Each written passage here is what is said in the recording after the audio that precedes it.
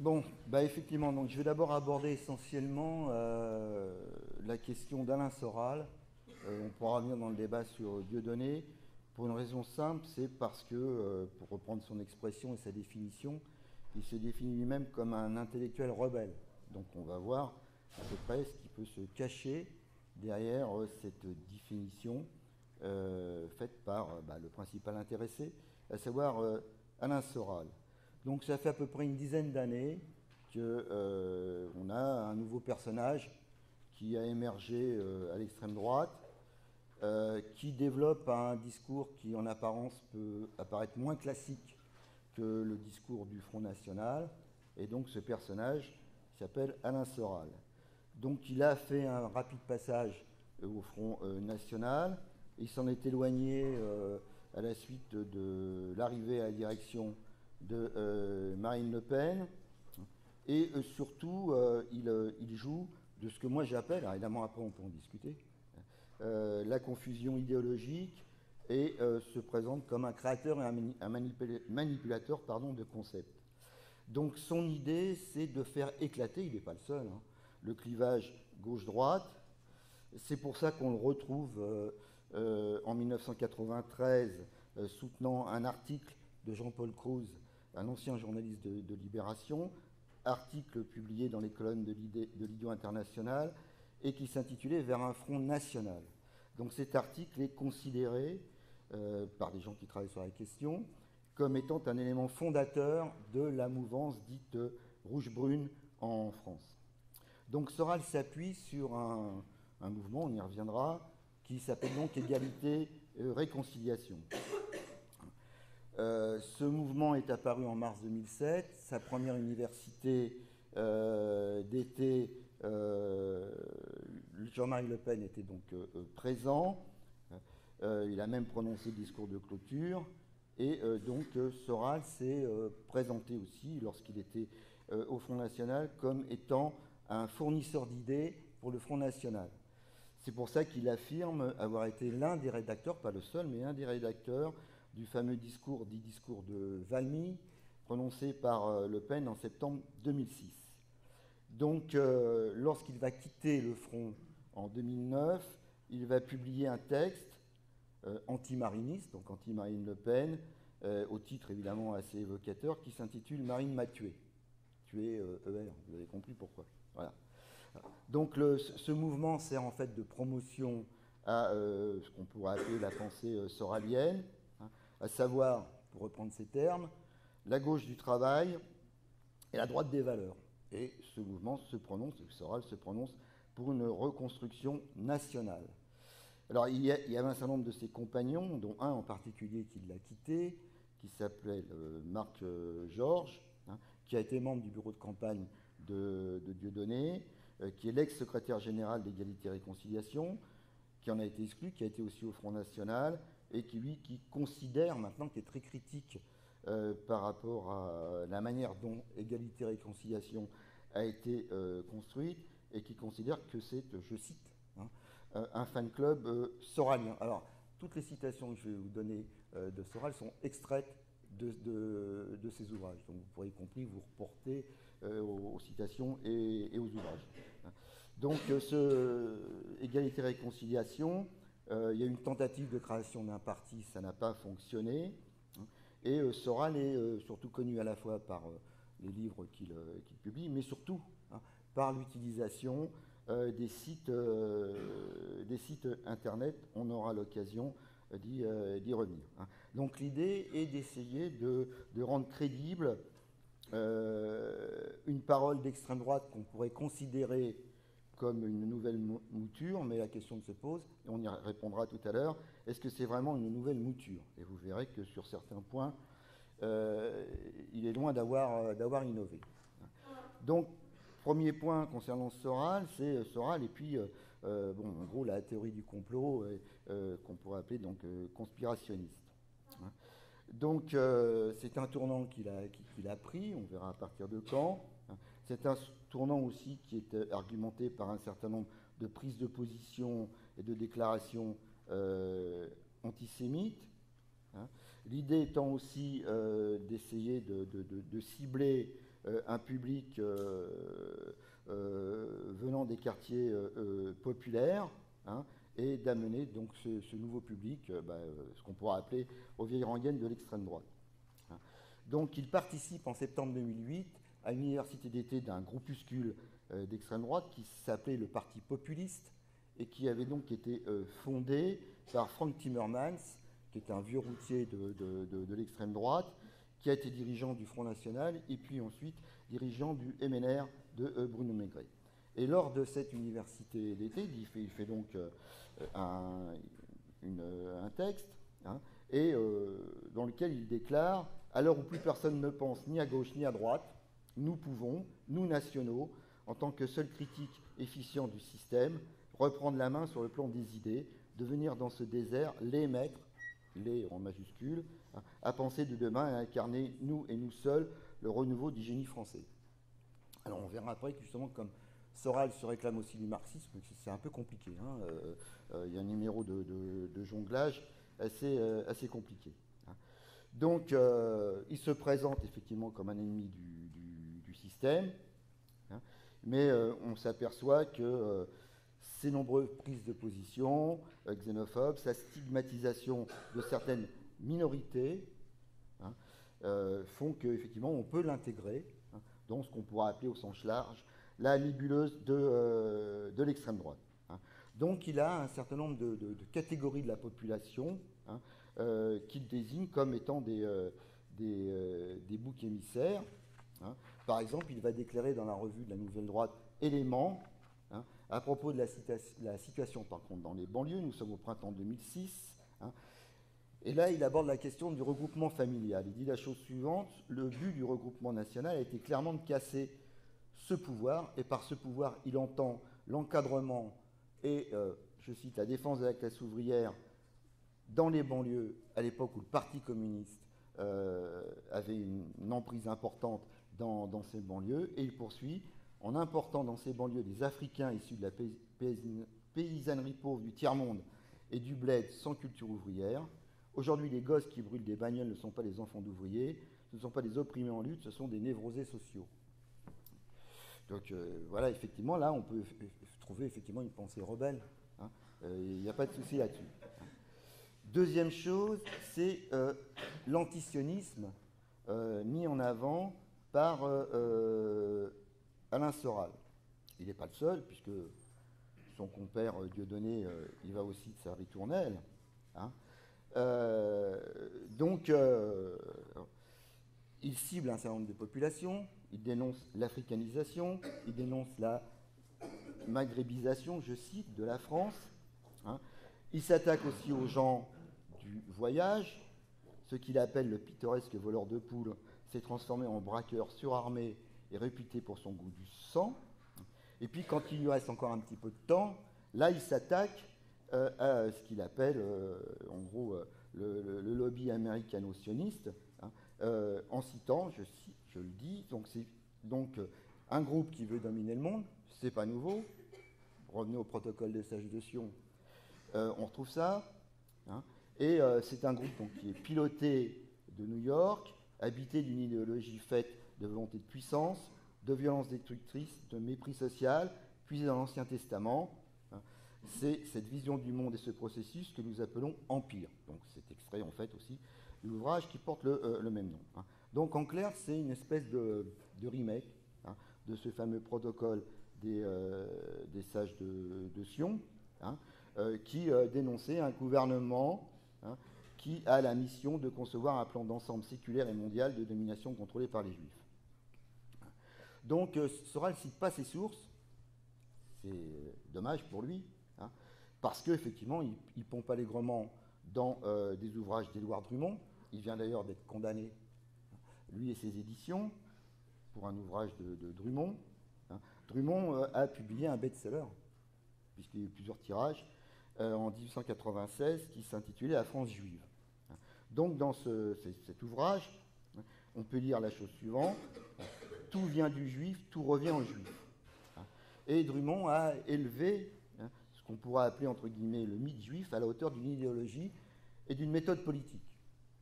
Et donc effectivement, Sorel, lui, a la même démarche. Hein. Et donc, pour Drummond, l'antisémitisme, c'est un système d'explication universelle. Hein. On pourrait aussi se reporter à Charles Maurras, fondateur de l'Action française. Hein. En 1911, Charles Maurras écrivait « Tout paraît impossible et affreusement difficile sans cette providence de l'antisémitisme.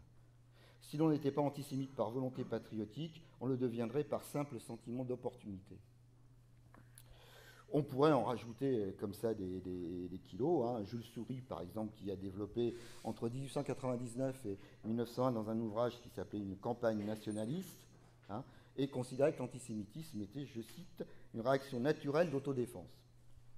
On a la même chose avec un antisémite notoire qui s'appelait Urbain Goyer, qui après a participé donc, à la période Vichy à la collaboration.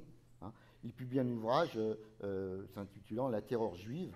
Hein, et il exprime dans cet ouvrage la chose suivante: il faut absolument se donner les moyens pratiques, hein, d'arriver à l'anéantissement de la puissance juive en France. C'est extrait de l'ouvrage, hein, c'est pas une citation que j'ai détournée.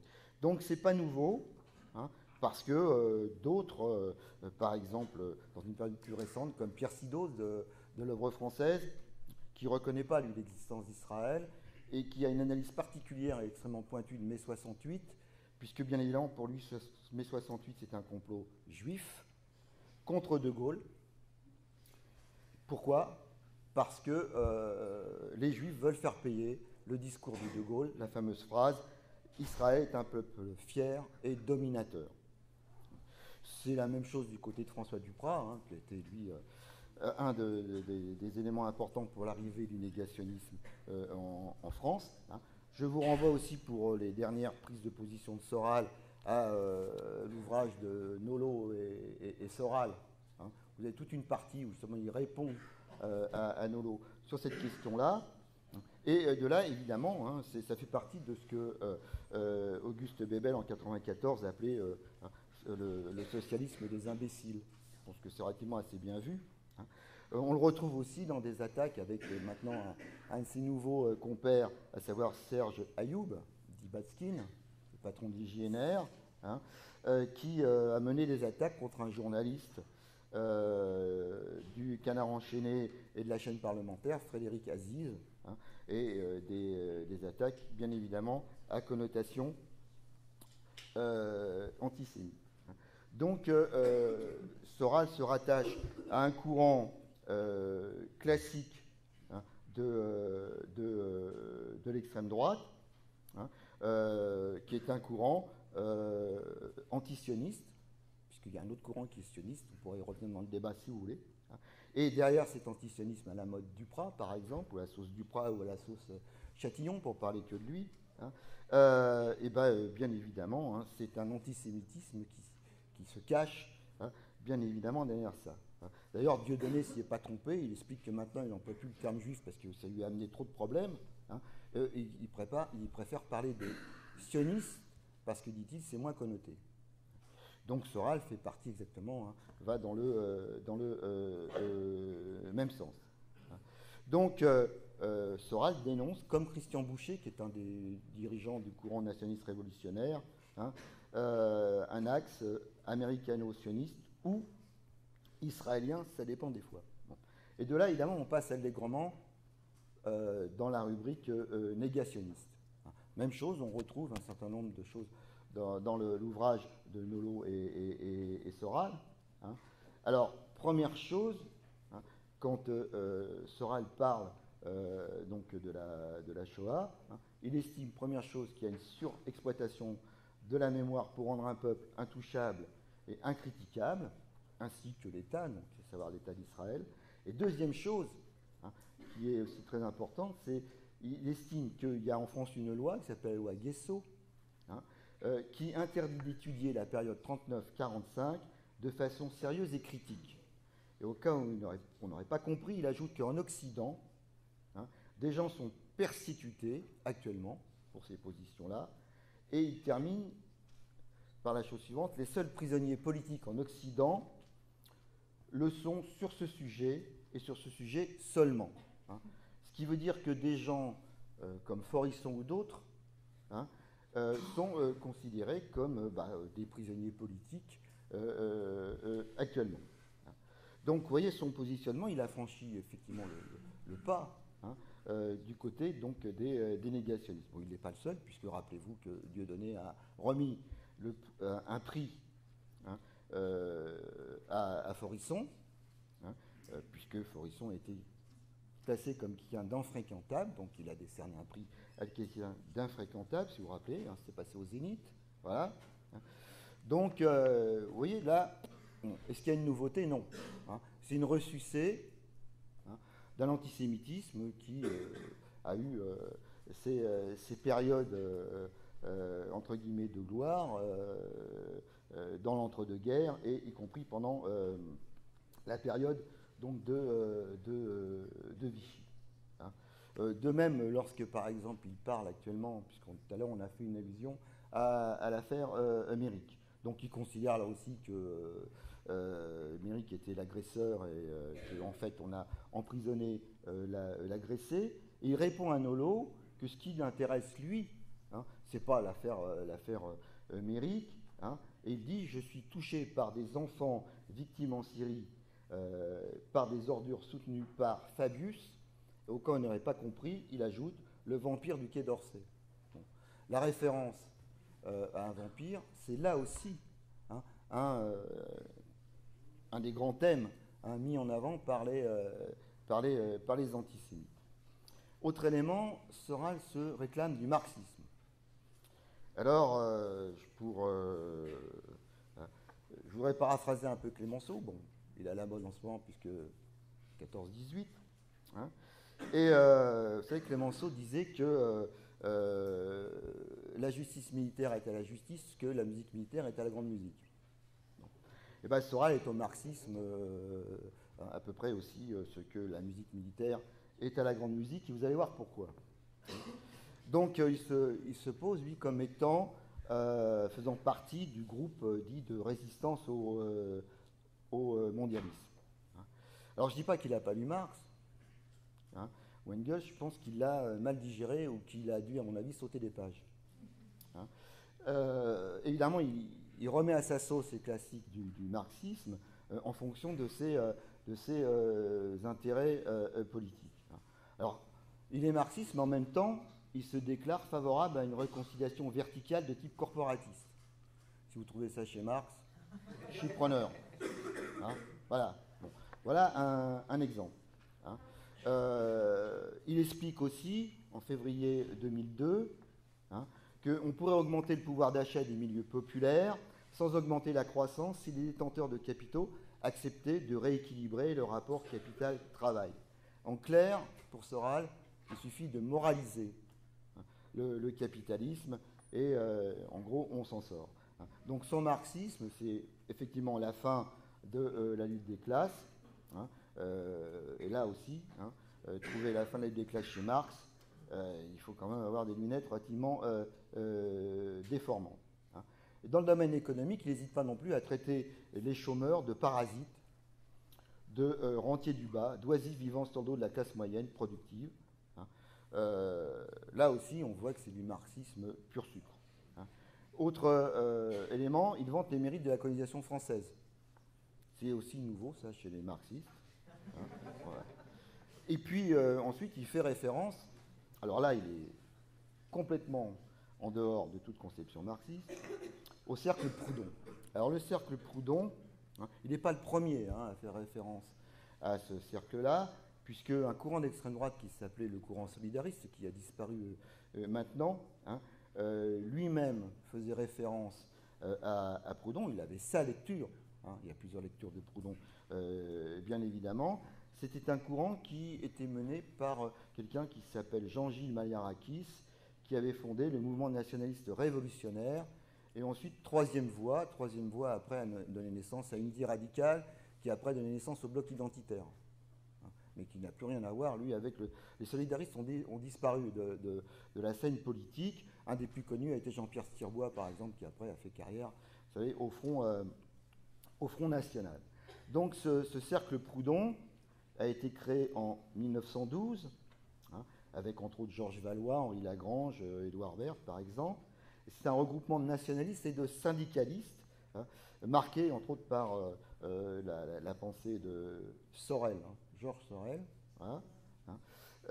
Et un de ses fondateurs, donc Georges Valois, qui après était en rupture avec l'Action française, parce qu'une partie des fondateurs venaient de l'Action française, a créé plus tard le Faisceau, qui sera le premier mouvement fasciste dans l'histoire de ce courant-là en France, hein, et qui revendiquait un État fort, et qui évidemment a eu une espérance de vie relativement assez limitée. Hein. Valois, après d'ailleurs, a changé de positionnement. Hein. Et Valois qualifiait le faisceau de nouvelles formes de la réaction et de la conservation sociale. Hein. C'est donc la première tentative de création en France, hein, d'un mouvement fasciste, hein, auquel, entre autres, Soral fait référence, pas au faisceau directement, mais au cercle Proudhon. Et donc il a essayé, lui, de relancer, hein, ce cercle Proudhon lors de la première université d'été, donc de son mouvement Égalité et Réconciliation.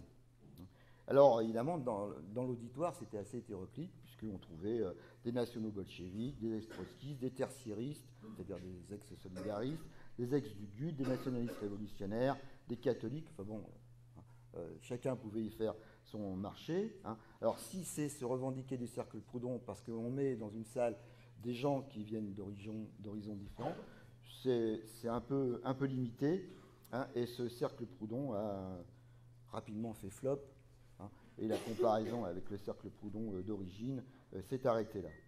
Hein. Donc Soral est quelqu'un qui est un spécialiste de ce qu'on appelle le double discours. Hein. Alors à la fois marxiste, à la Soral, et traditionnaliste. Et dans son livre Comprendre l'Empire, il présente son livre de la manière suivante. Cet essai pédagogique récapitule le parcours complet allant de la tradition au marxisme et du marxisme à la tradition, qui seul permet la mise à jour du processus de domination oligarchique engagé depuis plus de 2 siècles en Occident. On ne peut pas dire que ce soit quand même une analyse particulièrement pertinente, même si c'est quelqu'un qui a l'habitude de manier des concepts. Hein.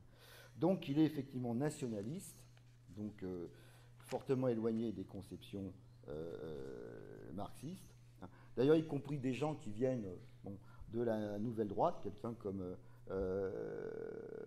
Guillaume Fay, hein, qui a été un des théoriciens du Grèce, hein, considère que c'est un ex-marxiste charlot, je cite. Hein. Et donc, sa posture dite de révolté, hein, là c'est plus Guillaume Fay, hein, de Soral est en complète opposition avec ses opinions politiques qui, effectivement, sont, le moins qu'on puisse dire, dans certains domaines, fortement teintés et fortement réactionnaires. Hein. Il en vient même à rejeter les révolutions, hein, puisqu'il voit en elles un complot juif, 1789, octobre 17, un complot judéo-bolchevique, hein, et en même temps, hein, parce qu'il est atteint quand même de complotite aiguë, hein, il n'est pas le seul, hein, mais chez lui c'est particulièrement flagrant, hein, il dénonce le financement de la révolution bolchevique russe par des banquiers new-yorkais, souvent issus de la communauté ashkénaze, immigrés d'Europe de l'Est. Hein. Donc derrière ça, il y a l'impérialisme américain qui en même temps qu'effectivement, via des banquiers, a soutenu la révolution bolchevique, hein, et ben en même temps aussi soutient par exemple la révolution tunisienne en 2011, puisqu'il a la même grille de lecture. Hein.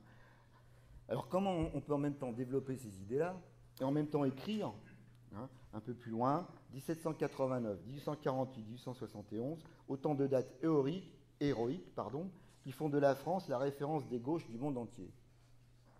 Là aussi, c'est difficile à suivre, hein, c'est moins qu'on puisse dire, comme le petit poussé, il faudrait qu'il marque un peu le chemin parce que c'est un peu compliqué. Hein. Donc là, on voit aussi que l'enfumeur, une fois de plus, est à la manœuvre, hein, et que, évidemment, suivre les circonvolutions de la pensée soralienne, c'est pas toujours quelque chose d'évident.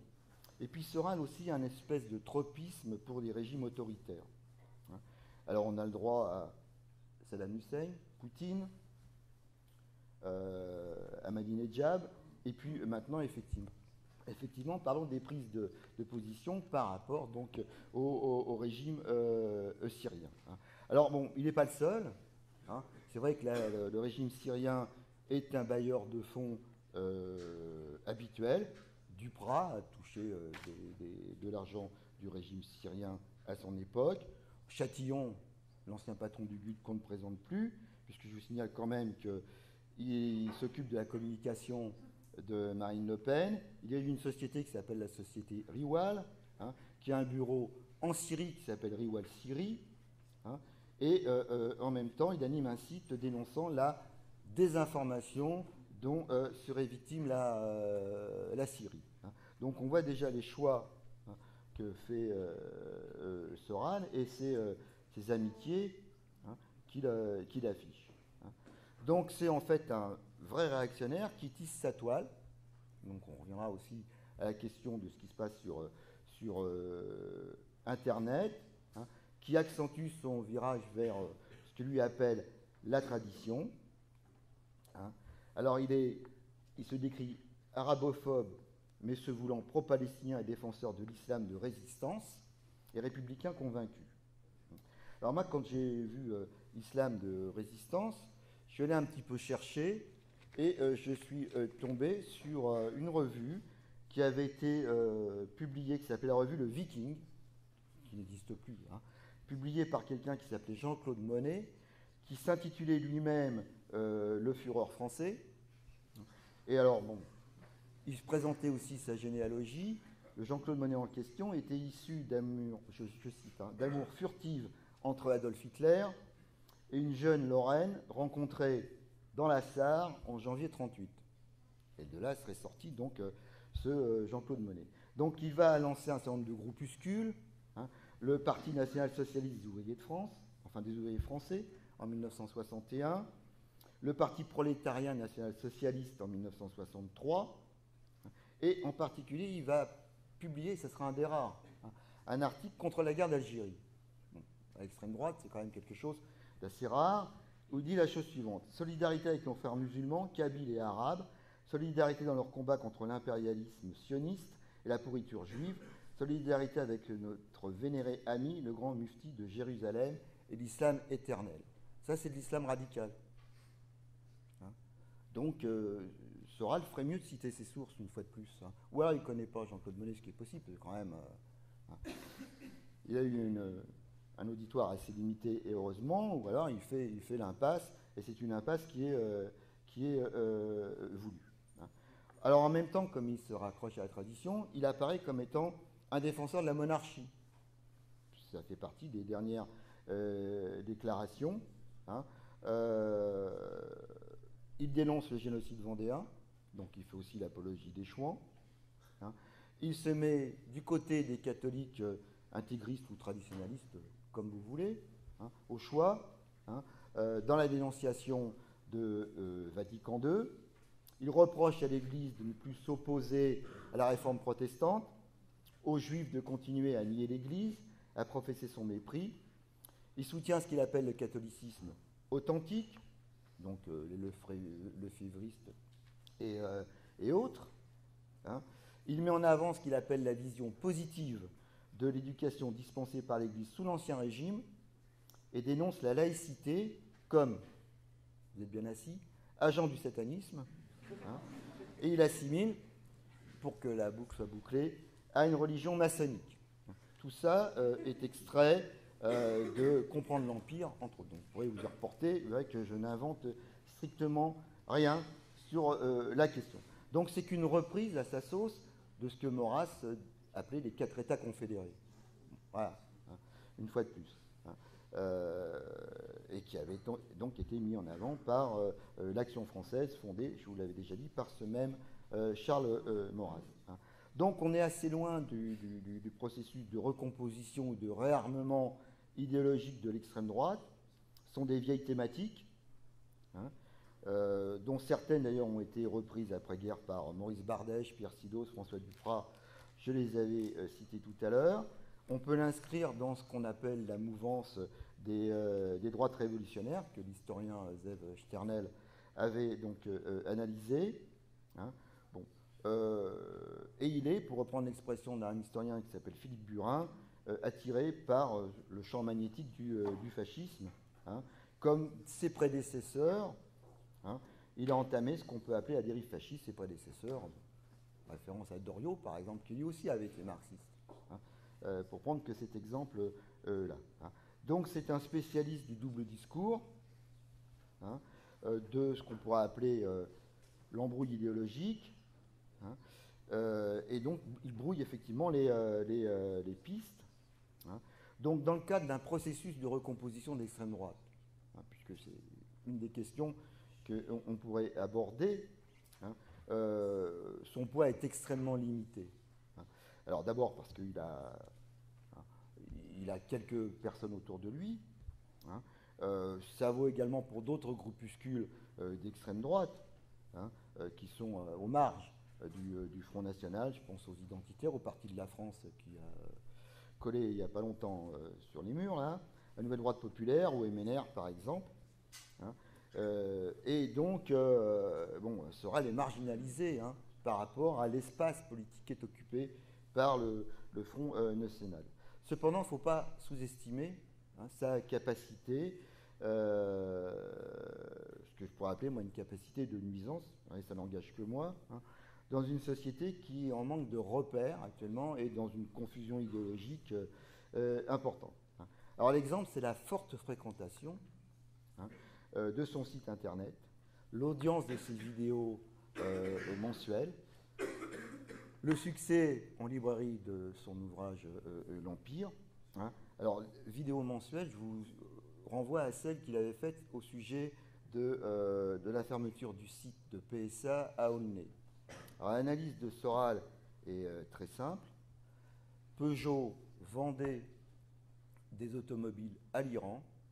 Sous la pression, hein, américano-sioniste, Peugeot a arrêté le marché. Donc c'est un complot américano-sioniste qui a foutu les gens de Peugeot dehors et la fermeture du site.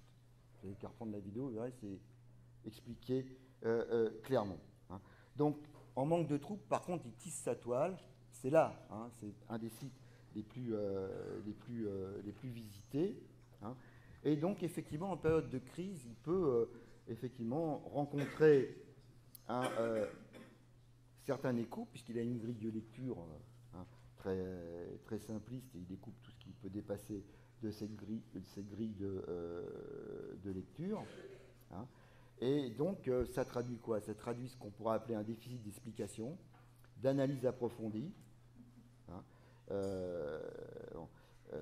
Et donc, ça amène effectivement ce succès de thèmes, hein, portés par Soral en période de crise, hein, et ce qui évidemment est une aubaine, hein, pour lui et c'est les gens qui gravitent autour de lui.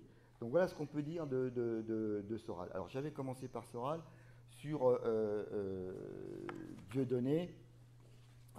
Alors évidemment il y a énormément de points communs entre Soral et Dieudonné, vous avez compris, bien évidemment. Hein. Mais si vous voulez, il y en a un qui la joue plus sur le, entre guillemets, le comique, et l'autre sur l'intello. Hein. Alors, bon, Dieudonné, on pourrait se demander, mais comment Dieudonné est-il devenu, en gros, antisémite? Alors, même si ça lui déplaît, il s'y préfère antisioniste. Donc, si vous voulez, le tournant, il est vers 2002-2003, lorsqu'il apparaît devant les écrans de télévision, hein, avec son fameux sketch du rabbin nazi. Et puis, il s'accentue avec la question de son film Le Code Noir. Donc, le Code Noir, vous savez que c'est une mesure qui avait été prise, hein, à l'époque de Louis XIV par Colbert, hein, qui, en fait, était un régime d'exception auquel les esclaves, donc noirs des colonies françaises, étaient donc soumis. C'est ce qu'on appelle un statut juridique des esclaves, hein, un statut juridique qui prive les esclaves de tout droit, hein, et qui va en fait aussi légitimer la violence, ce qui fait que l'esclave est mis dans une situation de non-droit absolu. Hein. Donc ce code, il est appliqué aux Antilles, il est appliqué en Louisiane, il est appliqué à ce qu'à l'époque s'appelait les îles Bourbon, c'est-à-dire la Réunion actuelle. Hein. Et si vous voulez, pour Louis XIV, c'est la même dynamique que la mesure qu'il avait prise à travers l'édit de Fontainebleau qui était donc une mesure qui supprimait l'édit de Nantes. Dans les premiers articles, on voit quoi? Une expulsion des Juifs hors des colonies, un encadrement des esclaves que par des contremaîtres catholiques, une obligation de baptiser les esclaves, religion catholique. Donc on a une espèce de statut de sous-homme, ce qui fait qu'on n'emploie plus le terme de noir, mais on emploie carrément le terme d'esclave. Alors, Dieudonné, il a sa lecture. Derrière la traite négrière, il voit la main des Juifs. Alors il dit, le premier article du Code noir dit que ce commerce est interdit aux Juifs. Il dit, forcément c'est simple, parce que c'est les Juifs qui en avaient le monopole depuis longtemps. Bon, donc il fallait introduire une dimension chrétienne. Et il dit, alors ça c'est du Dieudonné, il y a des Juifs qui s'en sont foutus plein les fouilles avec le commerce des Noirs. Donc les Juifs sont des négriers reconvertis, et qui ont donc fondé des empires, des fortunes sur cette question de la traite. Et dans la foulée, il fait le lien, et comme les Juifs avaient fait à l'époque de Louis XIV et même avant, regardez, bien évidemment, c'est Israël qui a financé l'apartheid et ses projets de solution finale, déclaration faite le 8 février 2004 au journal du dimanche. Donc ce Code noir, en fait, pourquoi il bascule, il accentue son virage à ce moment-là, c'est qu'il avait demandé une avance sur recette pour pouvoir faire son film, que cela a été refusé, et donc qu'est-ce qu'il a fait? Il a pris la liste des gens qui étaient membres du CNC, et il a trouvé un certain nombre de gens qui avaient des patronymes juifs, donc voilà, vous avez compris comment ça fonctionne. On lui a interdit de faire un film sur l'esclavage, dans lequel il aurait pu dénoncer le rôle des Juifs dans la traite, et qui lui a interdit? Le CNC, qui est entre les mains d'un lobby juif. Donc cette idée-là, que le juif comme négrier, est quelque chose qui est apparu aussi aux États-Unis. On retrouve ça dans les discours de Louis Farrakhan dans La Nation de l'Islam, dans un certain nombre de groupuscules également aux États-Unis. Donc il s'est inspiré de cette thématique.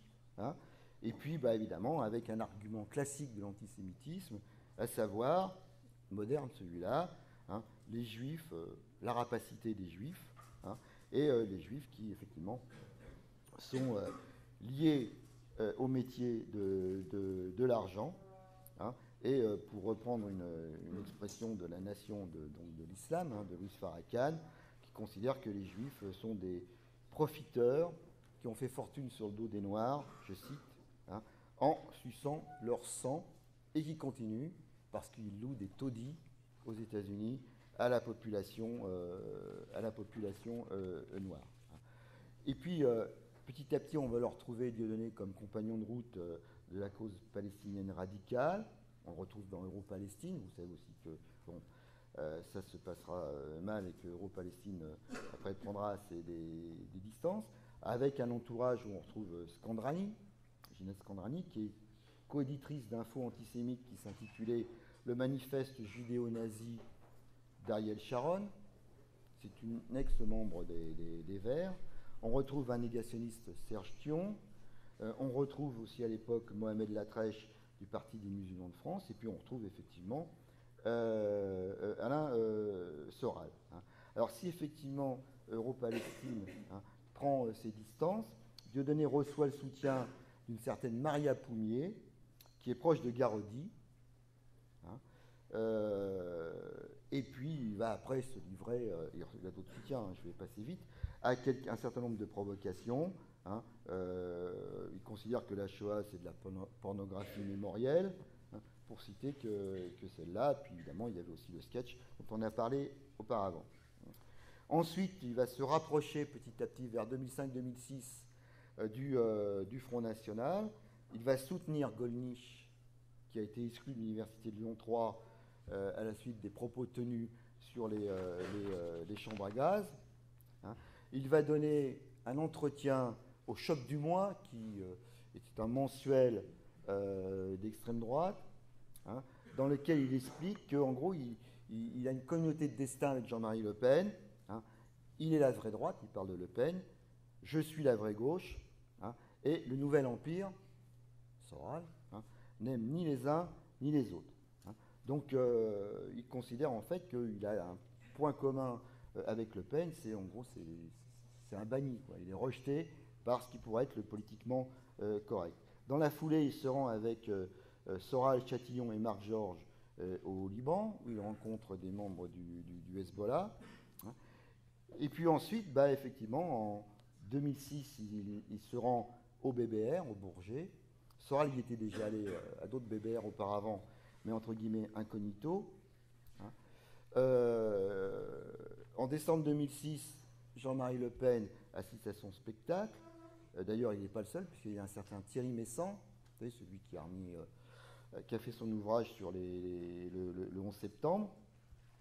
Et en février 2007, c'est la première condamnation de Dieudonné pour injure raciale. En même temps aussi, il fréquente un certain Kémy Séba de la tribu K, qui lui aussi avait été condamné pour le même type de propos. Il se rend avec Madame Le Pen, donc Jeannie Le Pen, en 2007 au Cameroun. Le Pen est le parent de sa troisième fille. Hein. Et puis, bon, il loue hein, de temps en temps, par exemple en septembre 2008, hein, son théâtre de la Main d'Or au Front National pour un certain nombre de réunions. Hein. Donc, si on regarde bien, on a une progression hein, dans le positionnement de Dieudonné sur son antisémitisme. Alors je vous signale par exemple que dans ses dernières déclarations, l'affaire Strauss-Kahn, il déclare, c'est d'Henri Varol, qui là aussi est un ouvrage, hein, un hebdomadaire de choix, n'est-ce pas, entre guillemets, hein, qui a largement ouvert d'ailleurs ses tribunes à des négationnistes, Vincent Renoir, Forisson, j'en passe, et des meilleurs. Il dit, vous voyez, je connaissais par rapport à l'affaire Strauss-Kahn la Shoah par balle, maintenant je connais la Shoah par fellation, colossale finesse, hein, par exemple. Bon, et dernière en date, la question du mariage pour tous. Quelle peut être la grille de lecture de Dieudonné là-dessus? C'est un complot sioniste, parce que c'est un complot qui est mis en avant par les sionistes qui sont à la tête de l'État français. Vous allez sur Internet, vous trouverez ces déclarations. Il a fait ces déclarations aussi à un journal algérien. Hein. Donc, vous voyez, progressivement, on peut le suivre. Hein.